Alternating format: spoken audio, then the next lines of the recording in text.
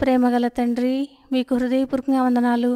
నాయడల చూపించిన అనురాగం అంతటి కోసం వందనాలు చెల్లిస్తూ, నన్ను భద్రపరిచినందుకు మిమ్మల్ని ఆరాధించి పూజిస్తూ, మీ ఆదరణ కోసం హృదయమార మిమ్మల్ని కొనియాడి పూజిస్తూ, మమ్మల్ని అందరినీ మీ హస్తాలకు అప్పగించుకుంటూ ఈ సమయాన్ని దీవించుమని ప్రభు అయిన యేసుక్రీస్తు నామంలో స్తుతించి ప్రార్థించి వేడుచున్నాము తండ్రి. ఆమెన్. ఫిబ్రవరి 9 ఎడారిలో సెలయేర్లు అనుదిన ధ్యాన మాలిక. అందుకాయన ఆమెతో ఒక్క మాట అయినను చెప్పలేదు.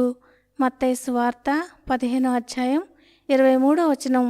ఊహించని విధంగా హృదయ విదారకమైన వేదన వచ్చిపడి, లేక ఆశలు పూర్తిగా అడుగంటుకుపోయి, లేక మనసు వికలమైపోయేటంత దీనస్థితి దాపురించి కృంగిపోయి ఉన్నవారెవరన్నా ఈ మాటలు చదువుతున్నారేమో. నీ దేవుడు చెప్పే ఓదార్పు మాటల కోసం ఆశగా ఎదురు చూస్తున్నావేమో. కానీ నిశ్శబ్దమే నీకు ఎదురు కావచ్చు. అంతా అయోమయంగా ఇంకా కొంతకాలం అనిపించవచ్చు. అందుకాయన ఆమెతో ఒక్క మాట అయినను చెప్పలేదు.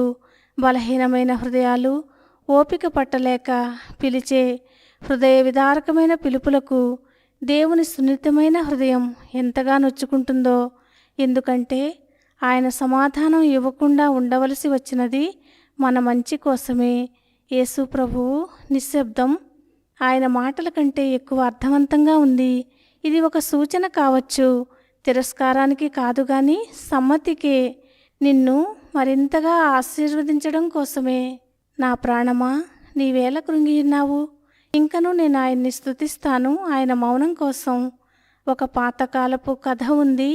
ఒక ఆవిడకి కల వచ్చిందట. ఆ కలలో 3 ప్రార్థన చేస్తున్నారు. దేవుడు వాళ్ళ చెంతకి వచ్చాడు.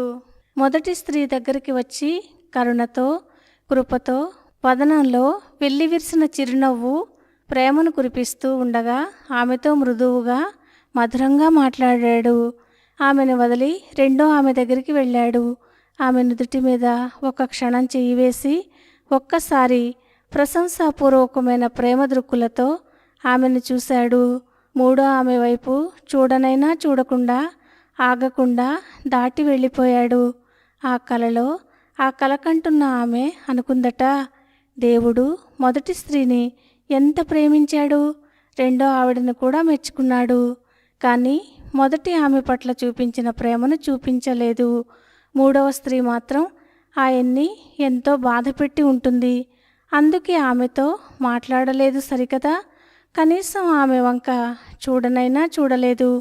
ఏం చేసిందో ఆమె? ఆ 3 మధ్య అంత తేడాలు ఎందుకు చూపించాడు ప్రభువు?